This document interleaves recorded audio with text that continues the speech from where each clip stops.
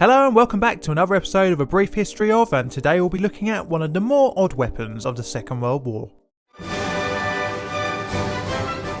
During periods of war, the evolution of weapons technology goes into overdrive, as the need to have an advantage over the enemy becomes greater. During the Second World War, the accuracy of bombing targets was measured in miles rather than the modern day metres. To hit a target, bomber crews had to either do carpet bombing areas in the hope of getting lucky, or to undertake perilous dive bombing missions. That's excluding the human piloted suicide attacks. Many different methods were attempted in guiding bombs, for example the V1 and V2 bomb, which used pendulums and gyroscopes to stay on course. These however weren't the most accurate at hitting a particular target. The Americans wanted a bomb that could guide itself, similar to a cruise missile of today. Cruise missiles use a combination of GPS, onboard computers and laser systems for guidance, all of which were in their infancy in the 1940s. Well, look at their idea of in-car GPS. And computers were hardly portable at the time.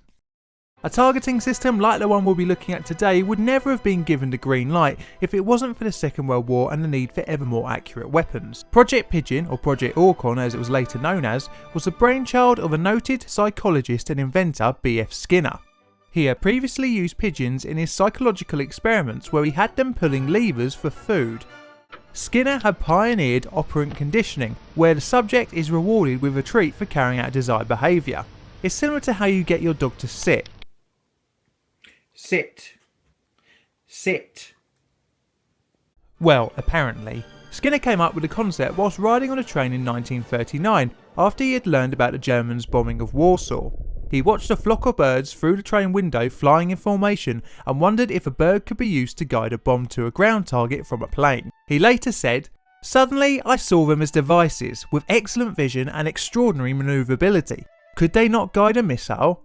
Was the answer to the problem waiting for me in my own backyard?" Skinner bought some pigeons from a poultry store and rewarded them for tapping on a target image.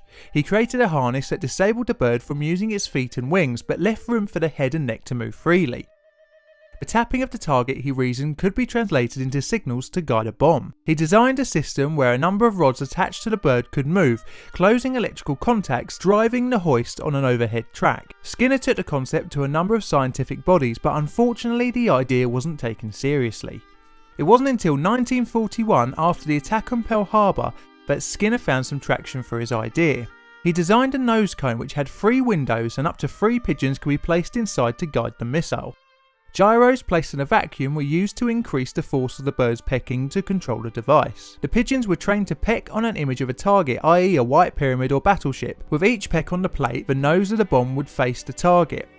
The National Defense Committee granted Skinner $25,000, although they were skeptical of the results. After many months of testing, Skinner had formed a squadron of 64 pigeon pilots. Each test got harder and further proved the concept. Each one of his 64 pilots passed the flying school. Remarkably, once the pigeons had been correctly conditioned, they rarely if ever missed their target, even under extreme stress set up by firing a target pistol right next to the birds' heads.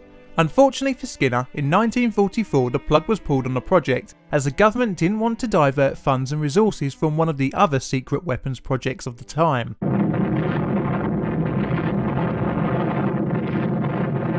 However, this wasn't the end for Skinner and his pigeon-guided bombs. In 1948, the project was revived as the Cold War arms race started to set in.